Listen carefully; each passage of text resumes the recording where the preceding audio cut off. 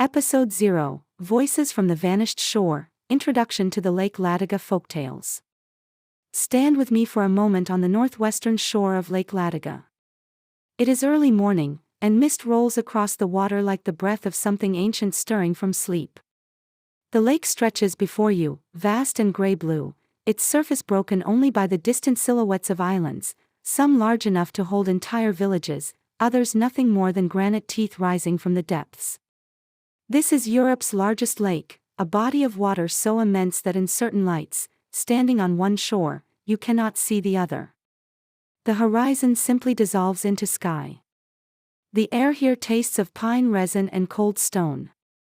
Behind you, dense forests of spruce and birch climb the hillsides, their roots gripping the bones of the earth, ancient bedrock sculpted by glaciers that retreated 10,000 years ago. Beneath your feet, if you know where to look, lie the foundations of vanished worlds, stone walls built by hands whose names we no longer know, burial mounds that have watched 100 generations come and go, the charred remnants of monasteries that once echoed with prayer. This is Karelia, or rather, this was Karelia. The land itself remains, of course, but the culture that gave it meaning, the people who walked these shores and gave names to every rock and rapids, who knew the spirits that dwelled in certain trees and which stones demanded offerings, that world exists now primarily in memory. And memories, as we know, are fragile things.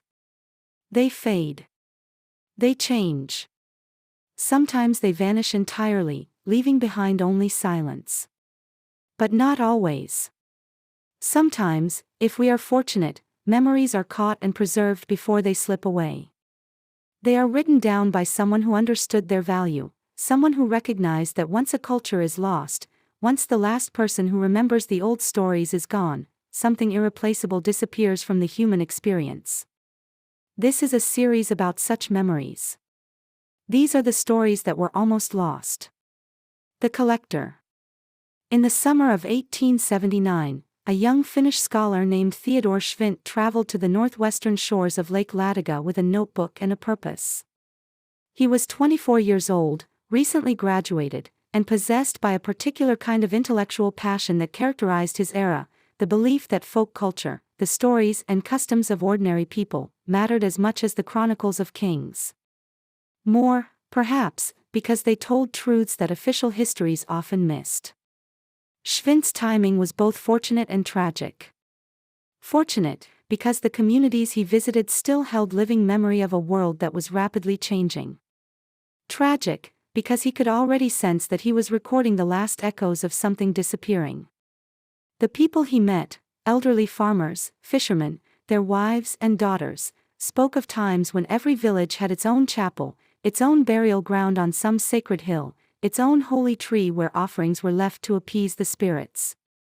They remembered when the boundary between the living and the dead was thinner, when certain stones held power, and when the forest itself was alive with presences that demanded respect. He walked from village to village, places with names like Kurkijoki, Sordavala, Jakima, Impalati, staying in peasant homes, listening to old men tell stories while their grandchildren played outside, recording fragments of poems, beliefs, superstitions, historical memories that had never been written down. His Finnish was fluent, but here the dialect was thick with Russian and Karelian influences, shaped by centuries of life at the borderland between empires. He had to listen carefully. What he heard astonished him. There were stories of giants, Metellalazit, who had shaped the landscape itself, carving valleys with their footsteps, building stone fortresses before human beings arrived. There were tales of fortress mountains topped with ancient walls, places where the Lapps and other vanished peoples had made their stands against invaders. He heard about battles so bloody that the earth refused to grow grass for 49 years. He learned of monasteries that had been burned, their sacred bells cast into the lake to save them from Swedish armies, bells that some claimed could still be heard ringing beneath the water during storms. Villagers showed him burial mounds and told him how, twice a year, families would gather in the graveyards to share food and drink with their dead ancestors, not in sorrow, but in celebration, maintaining bonds that transcended the grave. They pointed to certain trees and stones and whispered about the offerings that used to be left there, milk from a cow's first calving, grain from the first harvest, silver coins for safe passage across the water.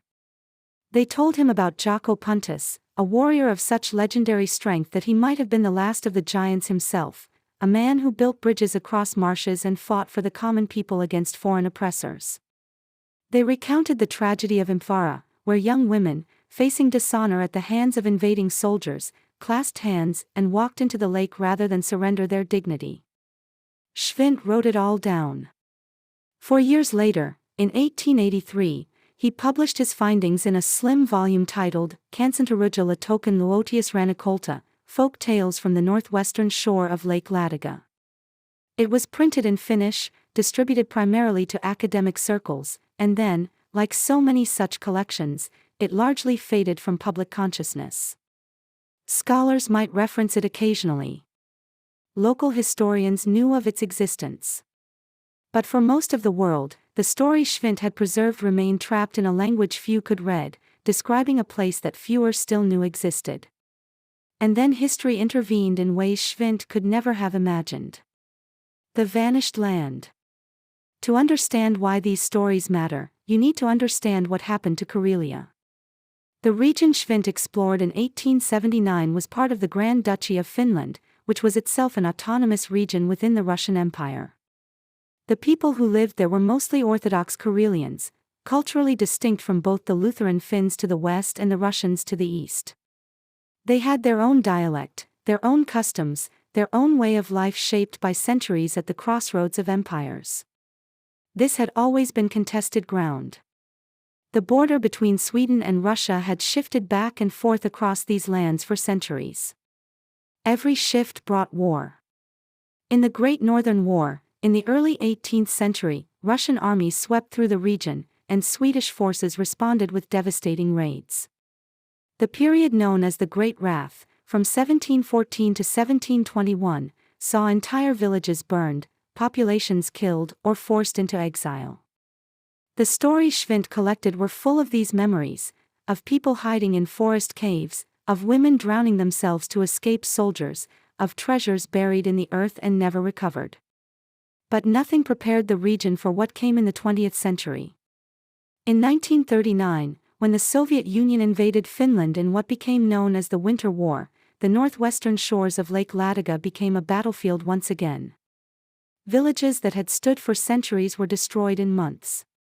In 1940, after the war ended, the Soviet Union annexed the entire region.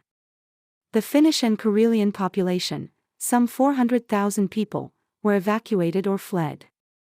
They took what they could carry and left everything else behind: homes, churches, graveyards, the physical landscape of their lives.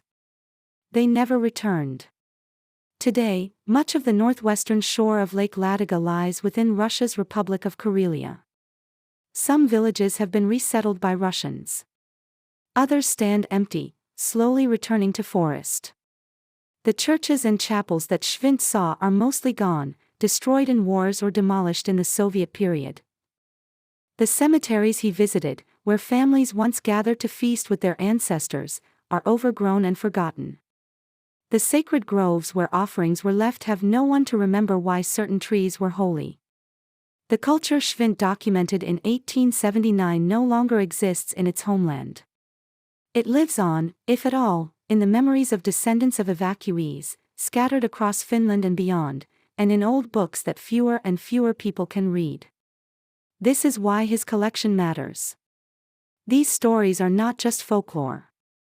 They are the memory of a vanished world, the echo of voices that will never speak again in their native landscape. Why these stories still matter. You might wonder why any of this should concern someone who has never heard of Karelia, who cannot point to Lake Ladoga on a map, who has no connection to Finland or Russia or the complicated history of their borderlands. Let me tell you why.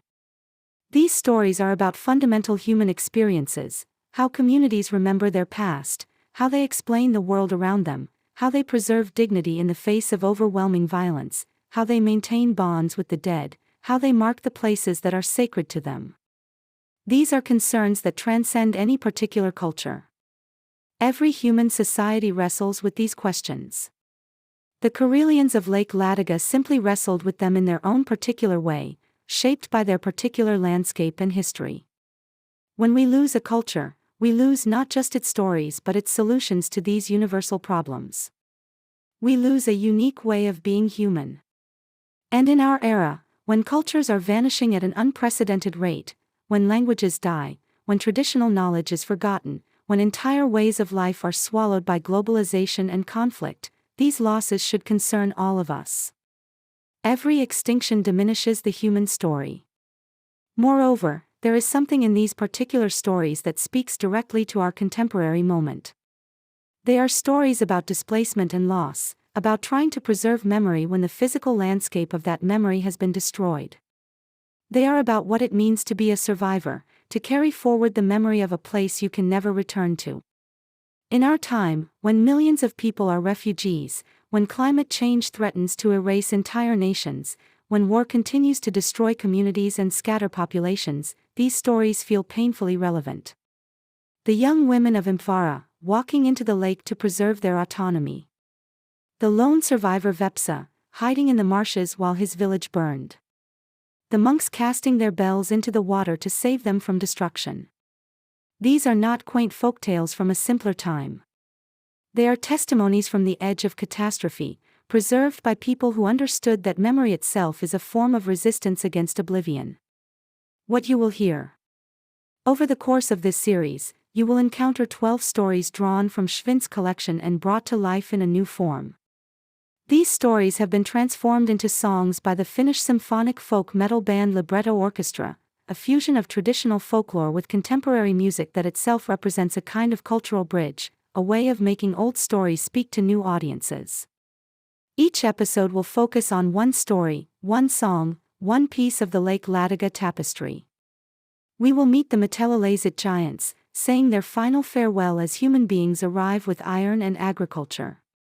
We will climb the fortress mountains, those ancient strongholds built by vanished peoples. We will stand on the blood-soaked fields where armies clashed. We will listen for bells ringing beneath the water. We will follow Jaakko Puntis, the shepherd who became a legend. We will honor the courage of Mphara's daughters. We will hear the wind moving through sacred groves. We will sit in graveyards where the living feast with the dead. Along the way, I will provide context, historical, cultural, geographical, to help you understand not just what these stories say, but what they meant to the people who told them and why they matter now. We will explore the borderland between history and legend, between fact and folk memory. We will consider what is lost when cultures vanish and what can be preserved. Some of these stories are tragic. Many involve violence. There is no way to talk honestly about the Lake Ladoga region without acknowledging the wars that swept across it repeatedly. But there is also beauty here, and resilience, and a kind of stubborn human insistence on meaning even in the face of destruction. These are stories about how people live with landscapes, how they make places sacred, how they remember what matters. They are about the old world giving way to the new, and the price that is paid in that transition.